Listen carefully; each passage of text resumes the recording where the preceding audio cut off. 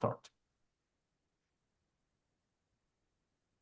Hello, everybody, and welcome to the Law Physics webinar cycle. I am Roberto Lineros from the Universidad Católica del Norte in Chile, and I welcome to you all the people that follow us in YouTube to continue to learning about different aspects in physics. So today we have Maud Sarazin from she's a postdoc in the Universidad de los Andes in Colombia. And previously, she obtained the PhD from the Université Savoie-Mont Blanc. And after that, she, also did the PhD in the Leptogenesis in the Laboratoire d'Annecy-le-Vieux and de Physique Théorique in France. So, Maud, welcome to Law Physics, and you can start your webinar and share the screen whenever you want. So, welcome. Thank you very much, and thank you for the invitation. Can you see my screen correctly? It's okay? Yes, we can see it perfectly. Okay, perfect. So I want to present a project that we wrote in collaboration with Alexandre Alvarez, Amit Banus, Ricardo Cepedeyo, Björn Herrmann, Werner Porod, and Moritz Schnelke. So it's about leptogenesis and anomalous magnetic moment of the muon within a scotogenic extension of the standard model. And do not hesitate if you don't hear me well to tell me. So I will first start with a brief introduction about the standard model and the limitation that there are in the standard model, but in specifically the limitations that we want to solve here within this kind of model. Then we will study the scotogenic model I will present to you, and we will see how we can accommodate g-2 and leptogenesis. So let's start with the introduction. As you know, the standard model is a very reliable theory that has a numerous successful prediction, and it known its paroxysm in 2012 with the discovery of the Higgs boson. Nevertheless, there are still some open questions, and I highlighted here in blue the open questions that we want to solve with this model. So in the standard model, the neutrino are massless, but we observe they are massive, so we want to generate a neutrino mass. The dark matter problem doesn't have a viable solution within the standard model, and it doesn't provide neither a solution to the matter-antimatter asymmetry. So for this introduction, I want to focus on these points because we will see it a bit deeper later. So I want to talk to you about neutrino, dark matter, the anomalous magnetic moment, and the matter-antimatter asymmetry. So in 1930, Pauli emitted the idea of a particle called neutrino to explain the conservation of momentum and energy in beta decay. So neutrino are massless in the standard model, but we observe their flavour oscillations. And why the observation of flavour oscillation means that they are massive? It's because of this equation that you can see here. So this is the probability of a neutrino to change its flavour, so from alpha to beta, for example. And we can see that this probability depends on the difference mass square of the neutrino. So this probability not being zero means that we have a difference mass square of the neutrino, and we can access this data here. So then a little word about dark matter. So this is the rotation curves of disk galaxy, and you have here the distance from the galaxy center and the velocity. So the dashed line here represents what we should observe with the application of Newton's gravity, what we expect. But here, this plain line here is what we really observe. So we can see there is a large discrepancy between the observation and the theory. And when we apply dispersion measurement and the virial theorem, we arrive to the conclusion that this discrepancy is due to a difference of mass, and the mass that is here is way larger than the visible mass used to compute this dashed line here in the theory.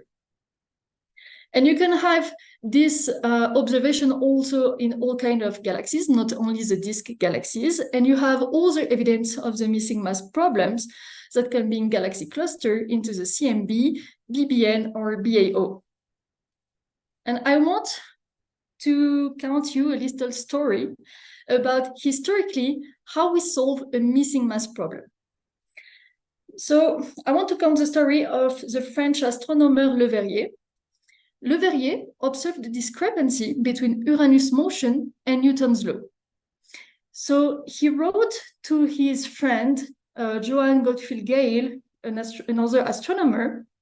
He wrote a letter and asked him to check in a specific place in the sky at a specific time if there was something creating this discrepancy, because he was thinking that a planet should deviate the motion of Uranus. And this is how they discovered Neptune. Still, Le Verrier discovered another discrepancy between Newton's law and motion of Mercury. So he did the same thing that he did before. He did the calculation, and he predicted that a planet called Vulcan should be causing this discrepancy. However, we never discovered Vulcan, and we had to wait for Einstein's theory of general radioactivity to solve this issue. This means there are two methods to solve a missing mass problem. The first one is adding mass, such as Neptune was acting on Uranus. And the second one is to change the law of gravity. When I will talk about the missing mass problem and this solution, when I talk about dark matter, I talk about the first solution. We are adding a particle dark matter to create gravitational effects with a mass. There are three ways to detect the dark matter. The first one is collider. So we take standard model particles, something happened, and at the end we try to observe dark matter. We have in the other way around indirect detection or annihilation. So dark matter can interact and annihilate here, something happened, and we observe standard model particle. Or we can have direct detection. So it's a recoil of a dark matter candidate over a standard model particle. And in this talk, we will focus on a WIMP dark matter, which is weakly interactive massive particle that they have a mass between MeV and the TeV. So now just a few words about the anomalous magnetic moment. So what is it for the one who are not familiar with it? Fermion spins tends to align with magnetic field. And the Dirac equation predicts fermion magnetic moments to be precisely 2. But there are some virtual lines and loops that make it deviate from this value. And this gives rise to what is called an anomalous contribution. And this is what is called the g-2, the anomalous contribution to these values that should be 2. So usually we're using this A, which is g-2 over 2, to describe the anomalous magnetic moment. And we can decompose it as a contribution from the QED, weak, hadron, and also we expect some BSM beyond the standard model contribution here. We have to know that, okay, so the main contribution comes from here, essentially, and this really well calculated theoretically as a standard model contribution here. And the last experiment gave this value. So when we will look for anomalous magnetic moment from the beyond the standard model, we will try to look for this value here. And the last one, just a quick word about matter-antimatter asymmetry. So as you know, we're living in a universe composed of matter. And it would be natural to think that the universe produces the same amount of matter than antimatter. And there is no explanation in the standard model for that, so we need new physics. We are using the parameter eta b to describe this imbalance between matter and antimatter, and eta b is the difference of the number density of antibaryon and baryon over the number density of photons. And it is measured, and we have this measurement here that we will try to achieve. So those are the problems that we want to solve with a scotogenic model. And now I'm going to present you the model in question. So maybe you are not familiar with what is a scotogenic model. I don't know if you... Okay. So the best way to understand it, I think, is to take the Greek root of the word scotogenic. So scotogenic is, you can decompose it as scoto, that means dark, and genic for generate. So it's a model that generates neutrino masses from the dark sector. So it's a model that gives you dark matter candidate, variable dark matter candidate, and neutrino masses. The first scotogenic model was developed by Ernest Marr. So he extended the standard model by 3 Majorana fermions and 1 scalar field. And we can see that neutrino masses is radiatively generated, as you can see on this scheme here. It provides candidate for dark matter with this kind of model.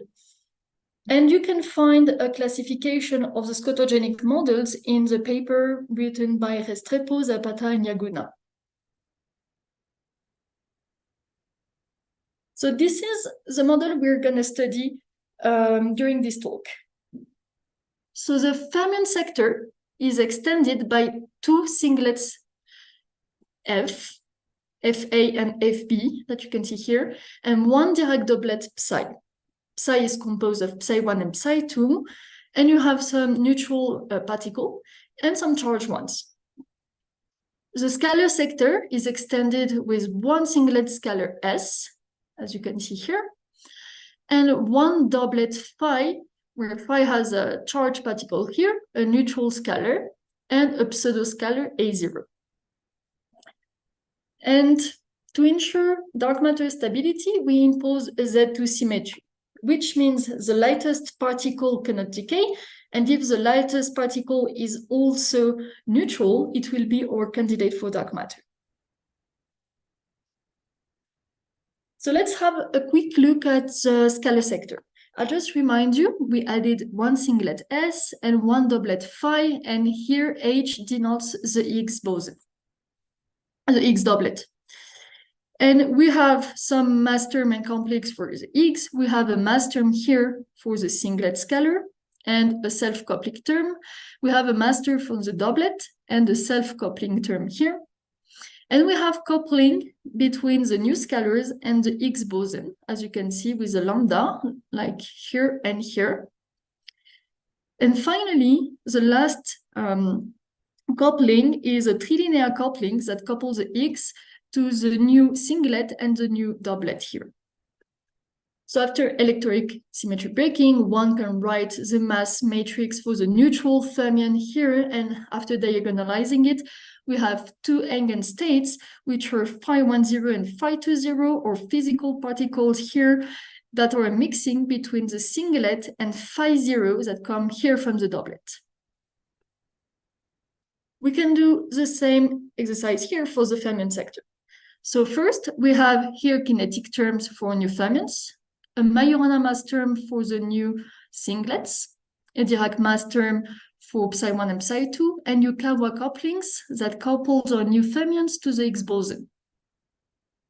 And at the end, we will have 4 neutral states, chi1, 2, 3, and 4 zeros that are a superposition of the Fa, Fb, psi1 0 from the doublet, and psi2 0 dagger from the doublet. And we will always have this mass hierarchy here. We choose chi1, 0 to be smaller than the 2, 3, and 4, and it's the same for the scalar part. So since it's a lot of particle, I want just to summarize the particle content in their physical states. At the end, we have 1 charged fermion, chi plus minus, and 1 charged scalar, phi plus minus. We have 4 neutral fermions, chi 1, 2, 3, 4, 0, 2 neutral scalar, phi 1 and 2, 0, and 1 pseudoscalar called A0. So at the end, we have 3 possible candidates for dark matter. chi1, 0, phi1, 0, and a0. So, okay, this is what the scotogenic does, but we're missing something, which is the neutrino masses here. And to have it, we need this interaction term in the Lagrangian. Here, L denotes the leptonic doublet from the standard model. And you can see that the leptons from the standard model couples to our new particles through this coupling G psi and GF. You can have FA or FB. And we have another coupling that I call GR here, that is right-handed leptons from the standard model with our new particles, and I put it in red because it will not contribute to the neutrino masses. So here we have 3 diagrams contributed to the neutrino masses in these gauge interactions basis. There are the 3 diagrams that you can see. We will have in the loop one of a new fermion and one of the new scalar. And when I switch to the physical basis, this is what I can have. So in the loop, I can have chi0, 1, 2, 3, 4, and phi0, 1, 2, or a0. I just put a notation a bit lighter here. And I put it just a tilde on the couplings here because it's not exactly the couplings from the Lagrangian, but you have some rotation matrices appearing with a change of basis. When I put F, it can be FA or FB here. So we can have like FA, FA, FA, FB, FB, FB, and same here.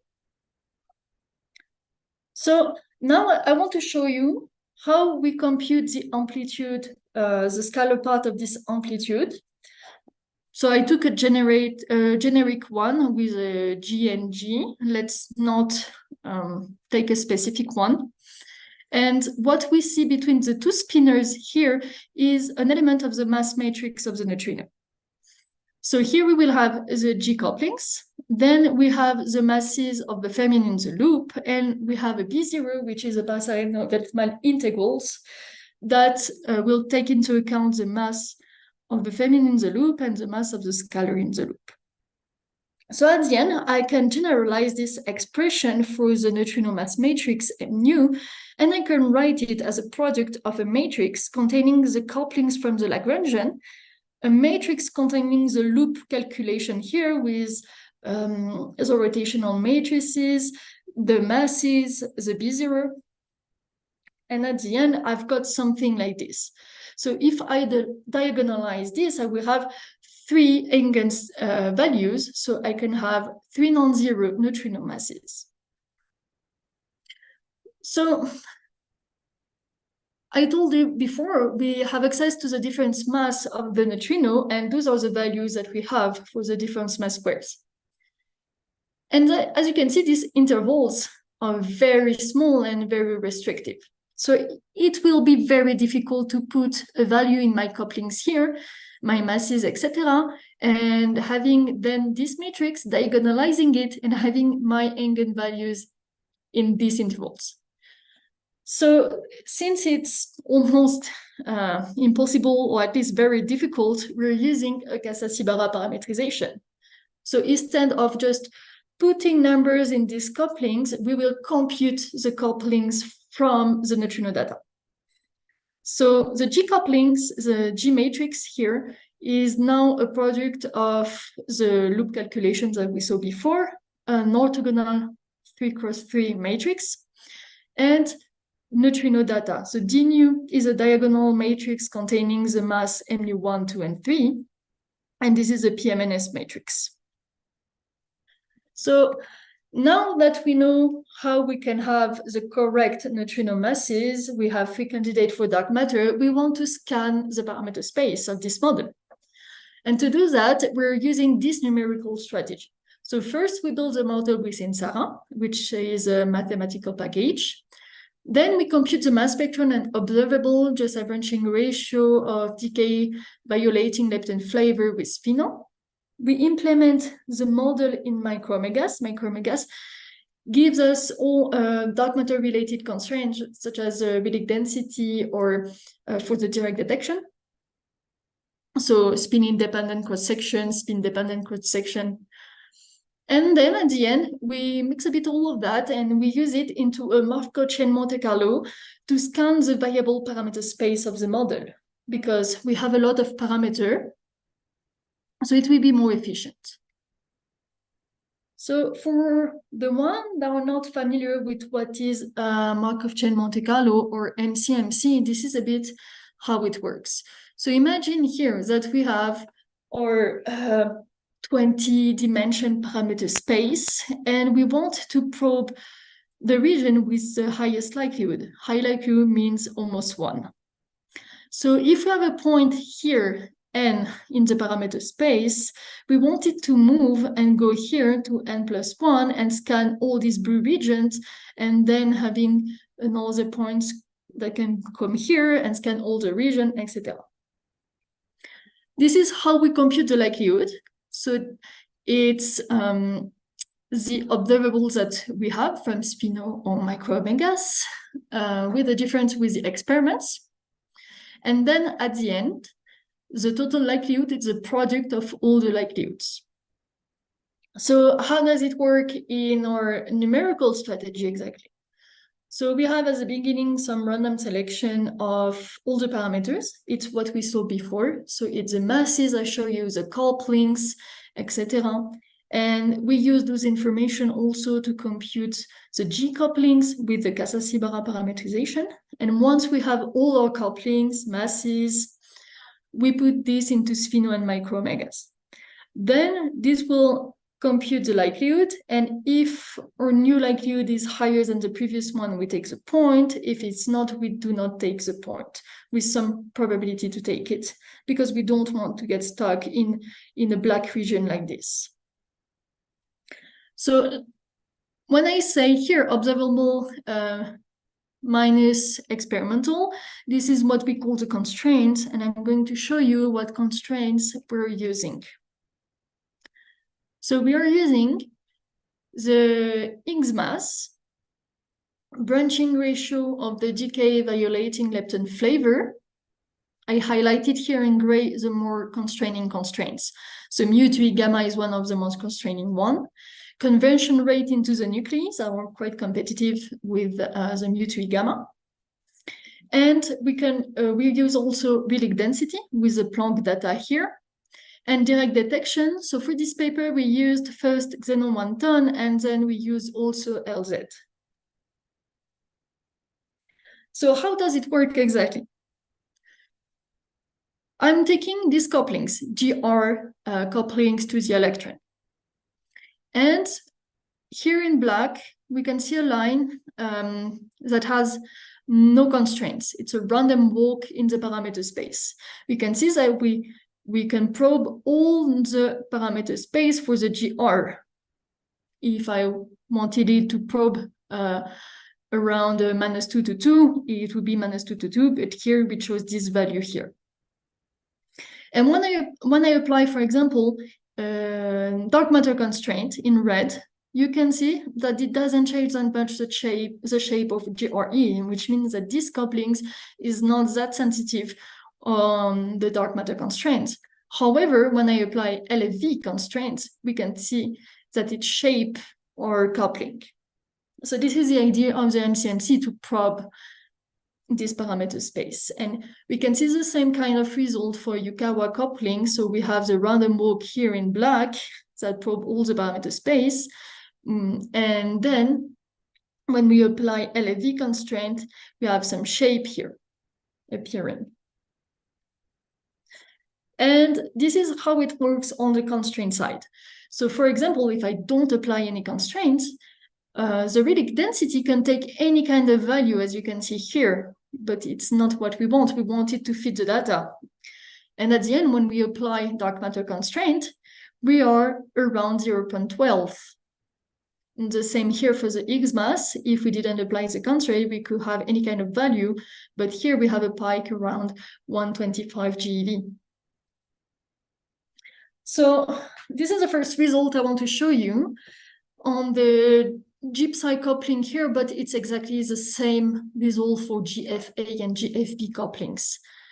So because I remind you that those couplings are computed from the Casa-Sibera parametrization, but so to fit the neutrino data, but also they're shaped with the mu2 gamma because they can they have a role here.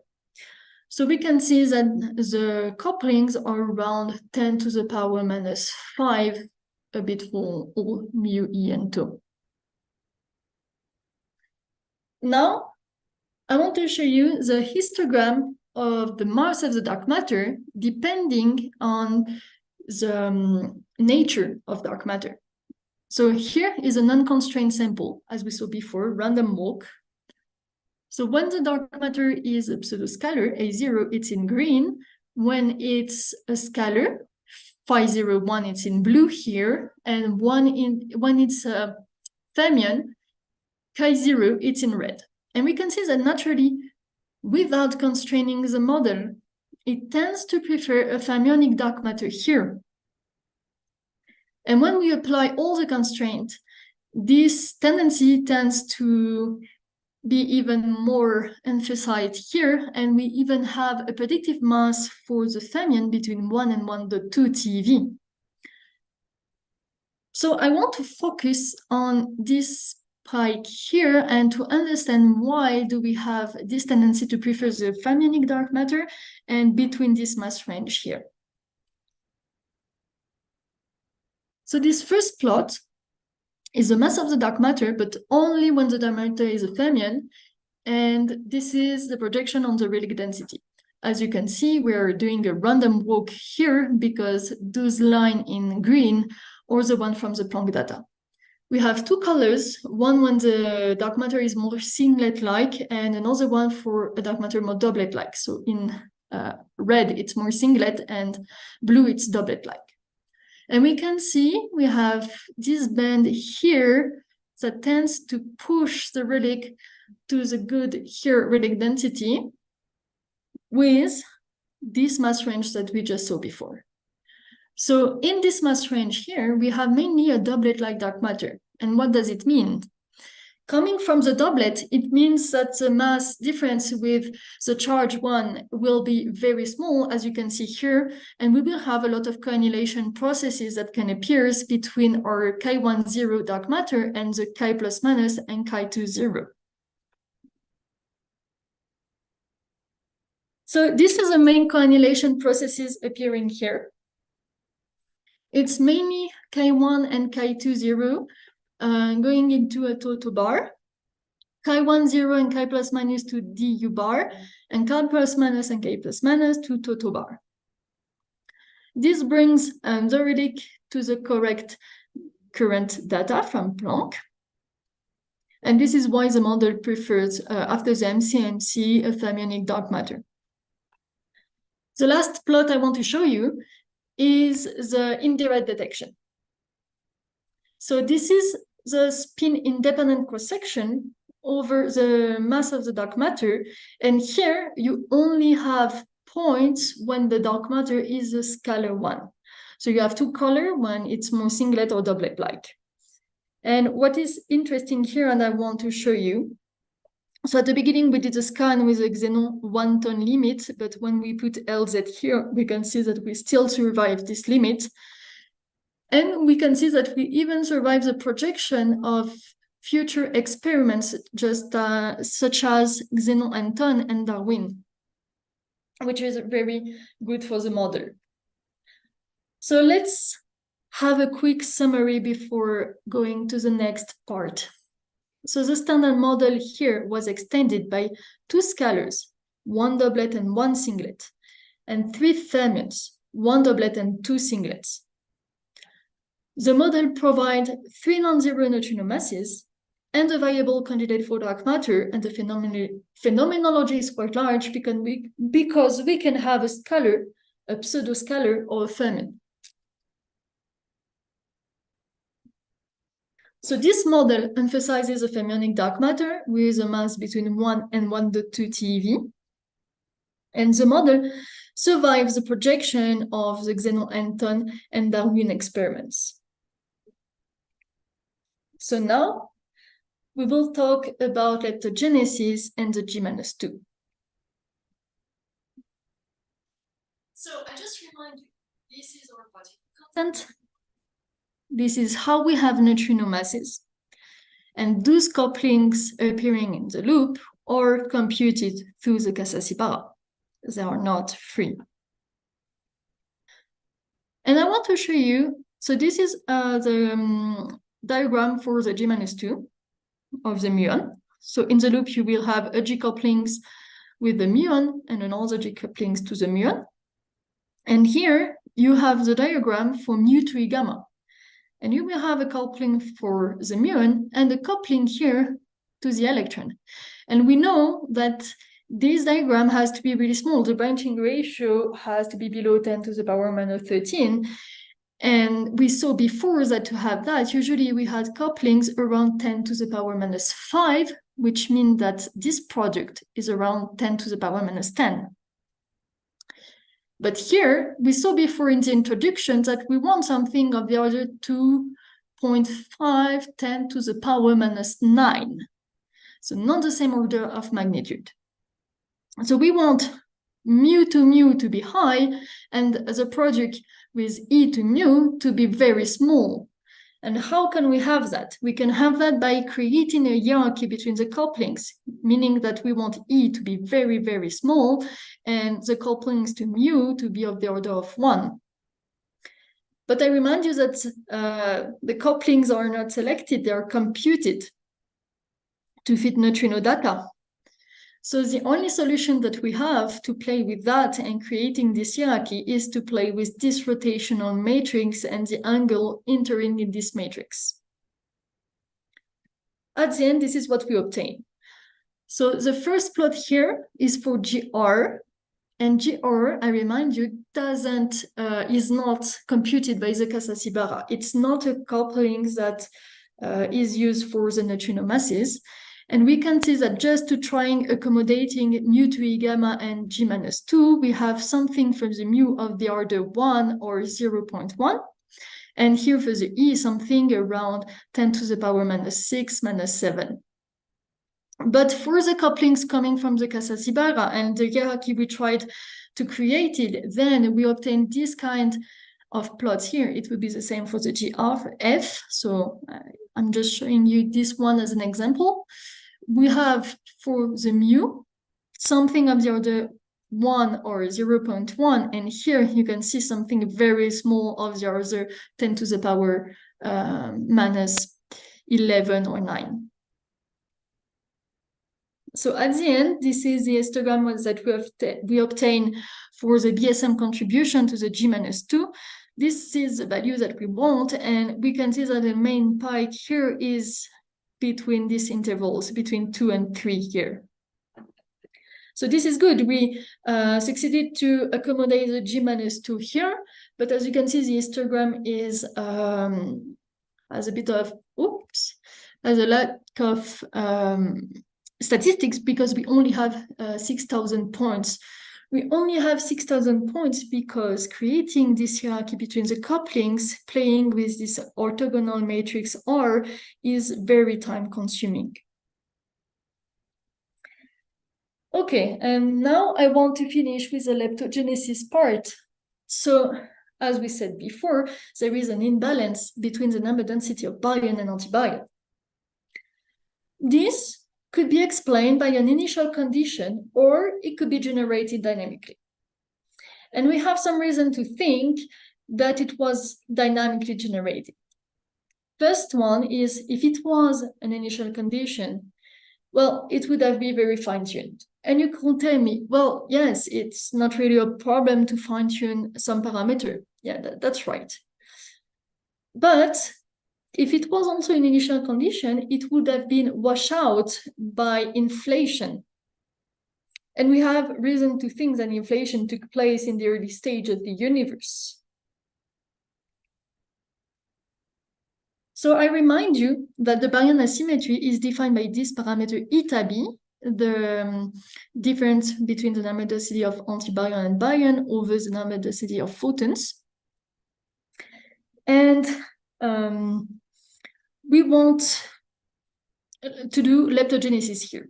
So to have leptogenesis, we need to use the Sakharov conditions. which are the first one, violation of lepton number. We can have it with G couplings, Y couplings. It will depend how we define our lepton numbers. We will see that later. We need out of equilibrium decay of at least one of the F, and we need C and CP violation, which we can have with a complex phase.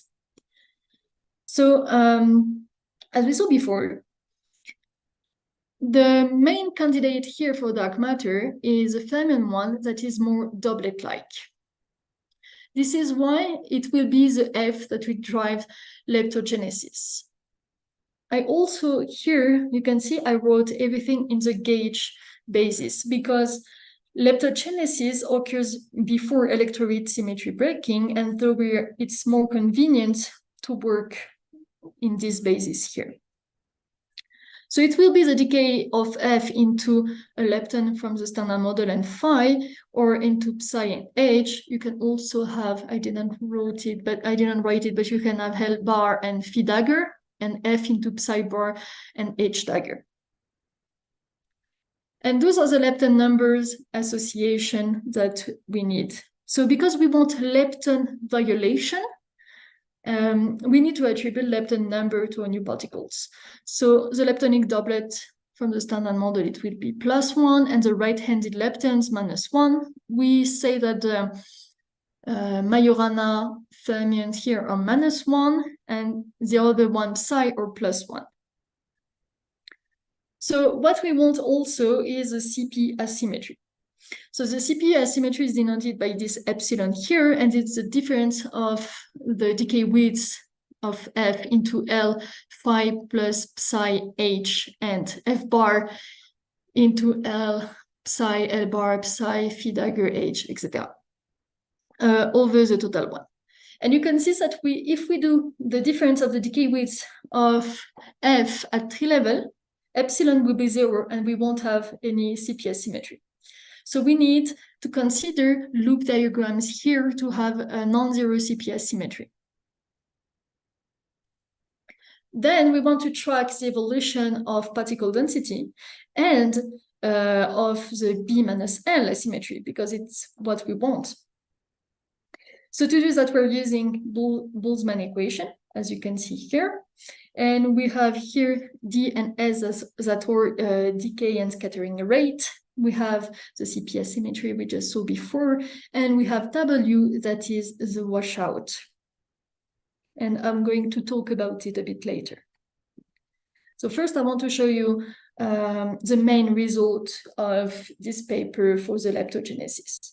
So we have here the mass of the F driving the leptogenesis, so it can be Fa or Fb, depending of which the one who is the lightest one. And we can see that we only have masses above 2 TeV here. This gray band denotes the eta B parameter, the one that we want. And we have about, I think, 25 points within this region, which is very interesting. We can see that with the mass of F increasing, eta B here tends to diminish, to decreases. So I want to have a brief talk about the washout and how it influences also this mass. Why do we have only masses above 2 TeV? So the main contribution to the washout is the inverse decay of the F. So what we want here is that the inverse decay has to freeze out at temperature below the Sphalerone process to be able to convert any left asymmetry to the baryon asymmetry.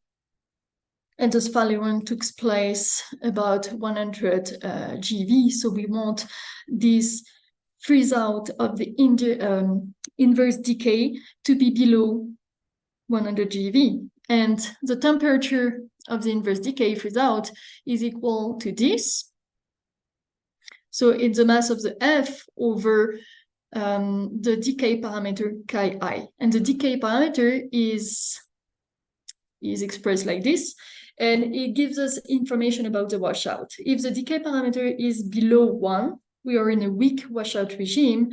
And if it's above 4, we're in a strong washout regime. And you can see here in this plot that we're always in a strong washout regime. We're always above 4 here. In red are the points that satisfy the current matter-antimatter asymmetry. And here is the trilinear couplings that we saw in the first part of the talk.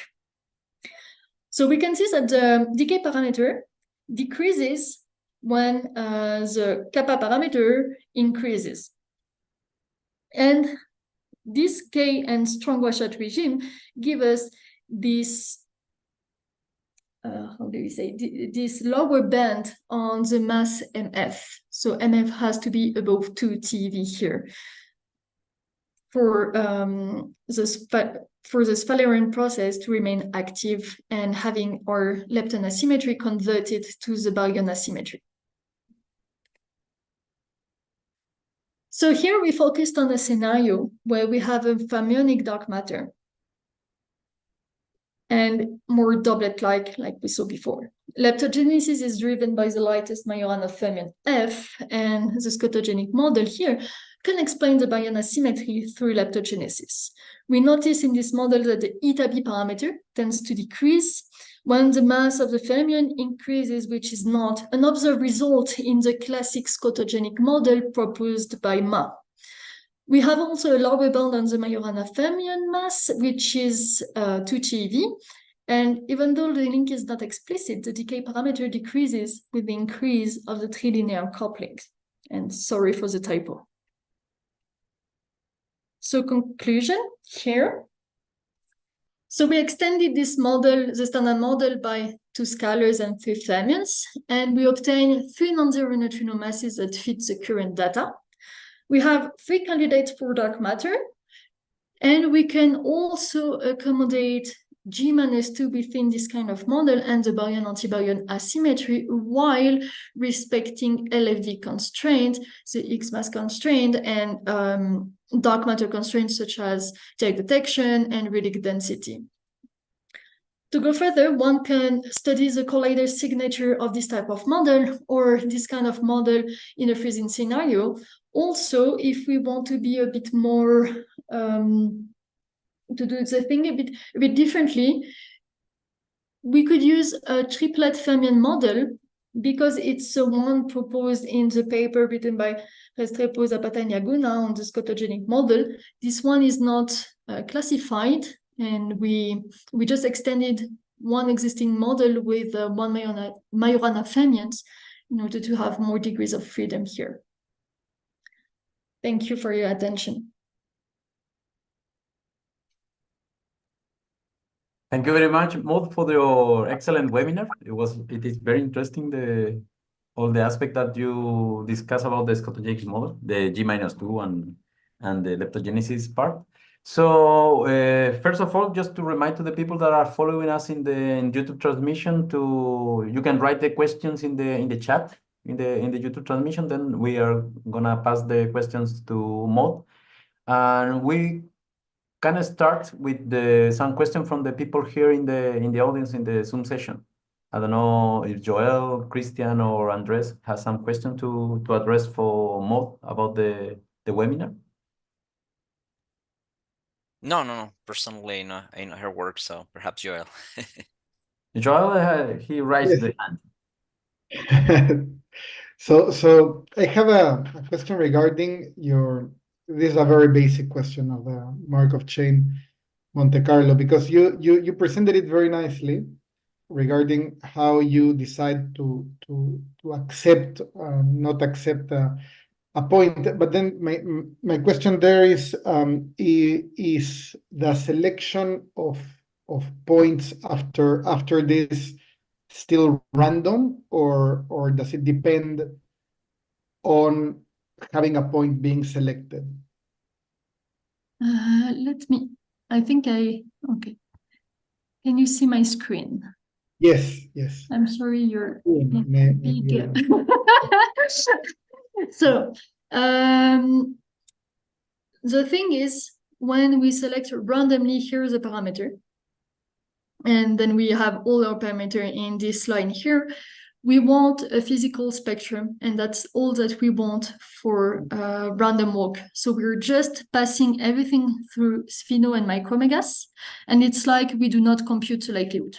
We don't do these steps. We accept every physical point that is not a tachyon, basically. And maybe it's quite possible I imposed only one condition, is to have the lightest particle that is neutral. Maybe that's all. I understand. This is what I mean when I say like random walk. So it's just to see how the parameter space behave without taking into account any consideration about LFV or dark matter or whatever. It's really, we just want to see if there is, first, if there is a problem in the scan, because if there is like a bias or something, we will see it in the random. If it doesn't scan like here, for example, like a straight line like this for a parameter, we can say like, okay, our code has a problem. So yeah, like this, it's good to be able to compare the curves to the prior. Yeah, I understand. So I see myself covering up the. Oh, sorry. Let me. Fantastic. So there you see that on that plot on the right, that there is like a dip in the middle. Yeah, that's true. There is like here, you mean? Yeah. For Y1, I'm not sure what Y1 was.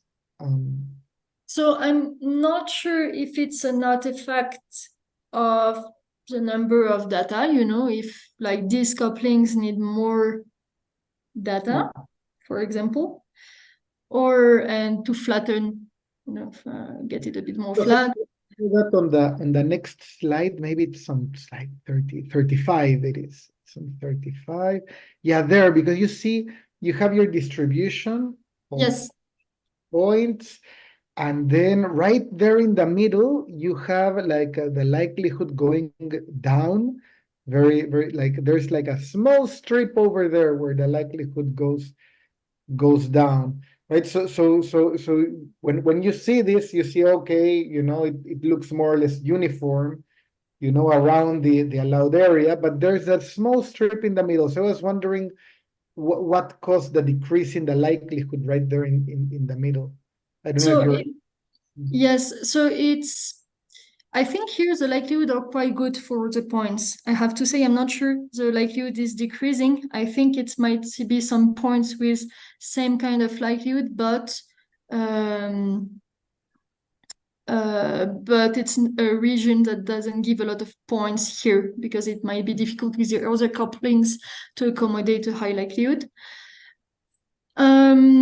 So I think here all the points have a really good likelihood. The only thing that can create, I agree with you, sometimes with the lightest likelihood is when we accept, for example, points like in these black regions, because we don't want to be stuck here. Imagine that we jump just here around this part, and we will never be able to exploit this region if we always say we don't accept it. So at one point, we need to move in the bad regions with a really low likelihood and to accept this point, and then arriving here. However, what we do in the scan is that we burn the point with the first bad likelihood. So usually your likelihood will do like an exponential from 0 to 1, and then like a plateau, like something flat around 1. Yeah, or almost 1, of course, and that we remove all these parts that will go up to 1. Sorry, but I want to pinpoint on Joel's question, because I think he's right. Basically, if you look at that line, this 45-degree almost line, so there's a correlation between the electron and muon coupling with the likelihood, decreases, on that specific line. So to me, that could indicate something I don't know if it's at the code level, if we don't understand it at the model level, you know, where you basically have same couplings for, you know, leptons and muons and stuff, then boom, the likelihood goes down. So then I think that's what Joel is mentioning. So, and I do think that could be explained by the random walk. Oh no, it's not about a random walk. Anyway, these couplings here are computed with a Casasi-Bara. So they have its couplings that are made to fit neutrino masses, and they are entered into mu2e gamma also. So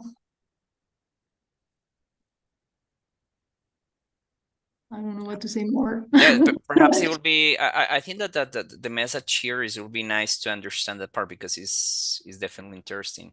It's just that if you see there is a clear correlation, you know, between the couplings on the application of the Casasi-Bara, where the likelihood boom just completely falls down, you know, on that 45-degree line, you know, where the couplings match, and then that to me kind of could indicate either some bias, you know, something happens there and boom, things just go down, you know, when there is this a one-to-one correlation on the couplings. It could be something minor and stuff, but I guess that is just an idea to explore. Okay, I think I know what it is. You know, here, when you compute the Casasi-Bara, you're taking the masses that contribute here, and we're taking from in the Casasi-Bara at 3 level, because you don't have any choice to compute it. You can only compute 3 level first. It's easier. And then when you go to Spheno, it all compute everything at one loop, and the masses will change a little bit, and we have a shift between the new neutrino masses computed by Spheno, because it is using in the loop the corrected masses here at one loop. And sometimes the correction can be really, really small, and sometimes the correction can be quite important. So maybe those points are the one with the like higher corrections, and so it deviates a bit from the Casasi-Bara. Interesting. Yeah. Are there more questions? I have a question about the, I mean, just yes, in YouTube there is a comment from Aurelien Martins. He's saying, thanks, that was great for mod. Just a comment from the in YouTube. Yes, so I have a question for you. First of all, very nice to talk. Because I was wondering, because you have doublet fermions in your loop for the neutrino mass in the scotogenic generalization, would you also have a strong signal related to indirect detection, like for instance annihilation to W boson, that usually it doesn't happen when you only have singlets fermion? So in the sense, if in all this analysis that is very complex, it could have a space for also to adding the indirect detection constraints on top of the already all the spin independent and direct detection. Just, and for instance, I remember some works that they analyzed the doublet fermion case in the kind of scotogenic scenario, and the kind of the good points, they were in the right spot for exploration for CTA into annihilation into W bosons, because for the doublet component. I don't know if you have considered that, or maybe you're gonna plan to do that in the future. I don't know. I never had a look at it. I really yeah, because it's very interesting the way. Yeah, it's very interesting the way how you manage all the scan the parameter space that is large, and also how to adjust it to fit so many observables, because it's related to especially the g-2 with the neutrino masses. Complicated. Yes, yeah, this one was complicated. It's the most, I think it was the most difficult part. Yeah, for your question, I'm so sorry. I never had a look at it, so I don't know which kind of signature we could expect for the indirect detection. But it's a really interesting question. It would be nice to have a look at it, indeed. Yes. Yes. Yeah, of course, the indirect attention has to be taken with a grain of salt, because also there is this part related with the normalization. But yeah, let's say that it's interesting for the prospect for the future searches. Yeah, And exactly. yeah, there is a question from YouTube from Andres Felipe Rivera Romero. He's asking regarding the spin dependent cross section. Is it always small for all the scan? He's asking. Well, after the MCMC, yes, it's kind of okay. So this is what we obtain basically. But here on only the point with the scalar 1, and I put this plot here in backup. It's not from this project, so I'm cheating a bit.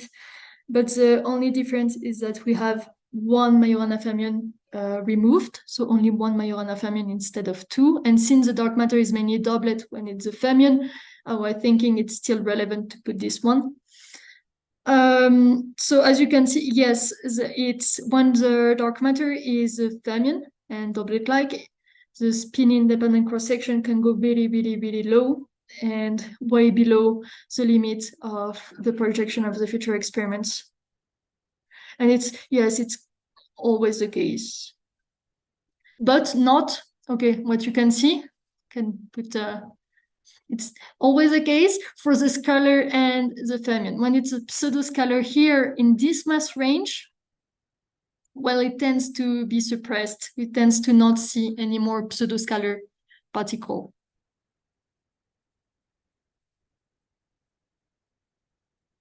Yes.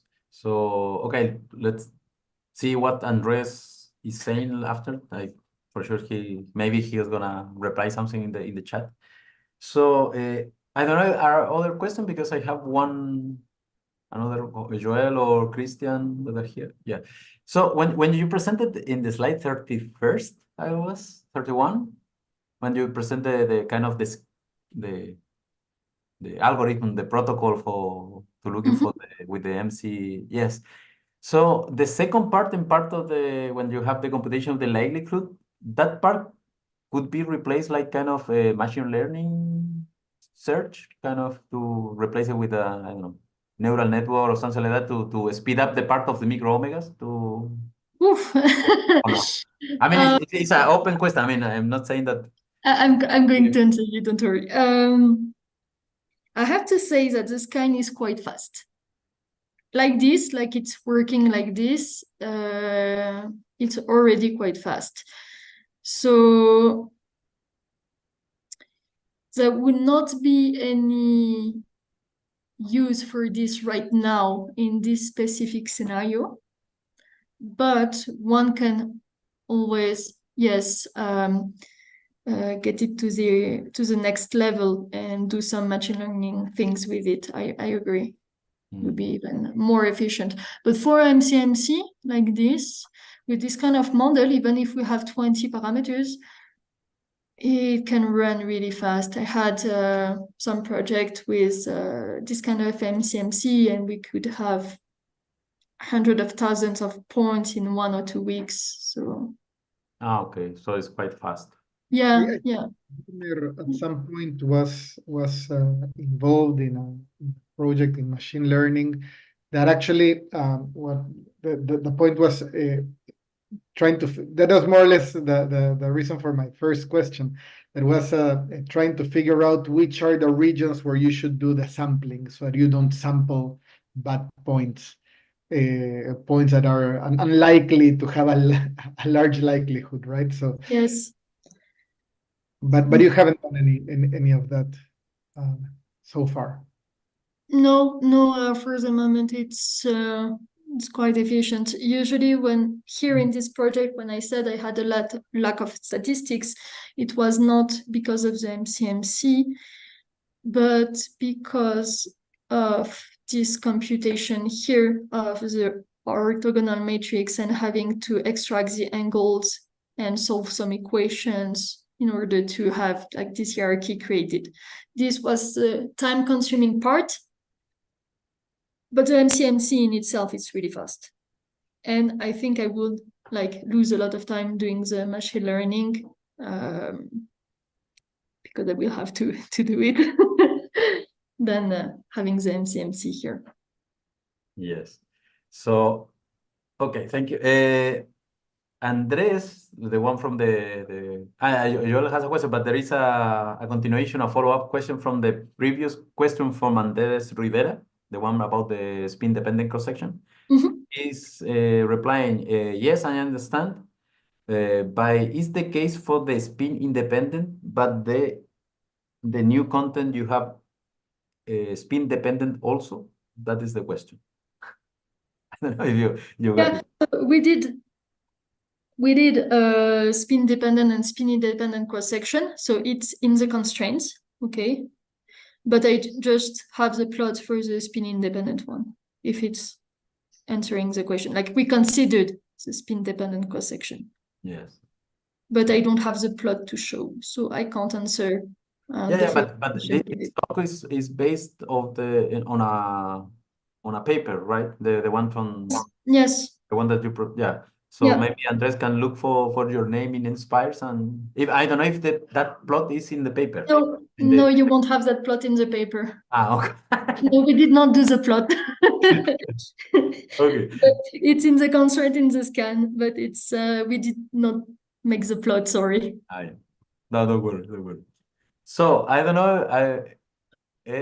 Are any questions? Joel. I have a final question, because the model is very complicated in the sense that it has got many fermions, many scalars, and I think that the reason for this complexity that you're trying to solve many things at the same time, dark matter, g-2, the baryon antibaryon asymmetry. So what is the role of each particle in solving? Like if I removed, say, a singlet scalar, what would happen? Wouldn't you be able to solve?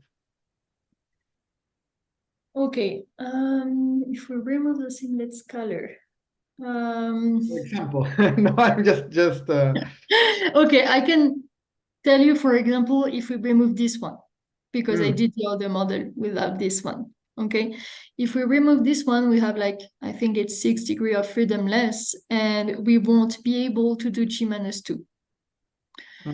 Because we will be missing some degrees of freedom to be able to fit the current values.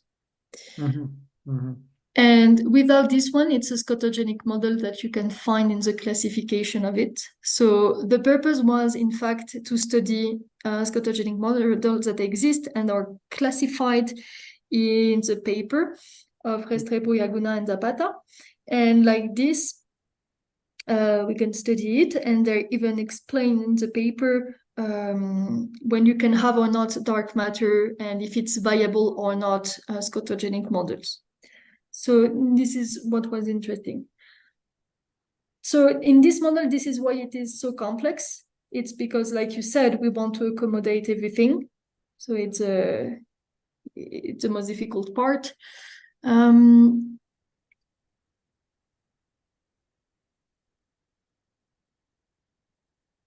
If we remove the scalar, I think, let me check the diagram with you. Yes, if we will be removing the S here, we would have a diagram that disappears here. And we wanted also to have 3 non-zero neutrino masses. So this is also something that maybe you cannot have by removing one of the particles like this, is that we have maybe 2 non-zero neutrino masses, and you can have it. There is no problem about it. However, for us, it seems a bit natural to have 3 massive states, since we have 3 gauge states. So we wanted to try also, I didn't explicitly said it, but we also wanted 3 non-zero neutrino masses. So it will also play a role in the neutrino masses if you start removing some particles here. We have less diagram, and you won't have 3x3 matrix, for example. I see. Okay, so for I guess that is, no, we have more question in YouTube. Yeah, the last one, because then also for the sake of time, just to not extend too much. So Cristian Fernando Rodriguez Cruz in YouTube, I'm gonna read his comment. He's in the case of the likelihood, it's relatively simple. But if you are interested in machine learning likelihood, there is a recent work using, for example, he presented a toy. Just it's a comment about the how to implement machine learning with the likelihood. Okay. Maybe later if you enter to the YouTube Yes. video is Yes. gonna appear the comment there, so you can check it. Thank you very much, Christian, for your comment. Thank you for the comments. Okay, so for the sake of the time, we're gonna end the webinar here. Just to say to the people that is following the webinar that in 2 weeks more we have a webinar from Will Thompson. So stay tuned for the next session of the lawphysics webinar, and we are gonna see us in a couple of weeks. Thank you very much, Maud, for your webinar. It was very interesting. So and thank you everybody for being here. Bye.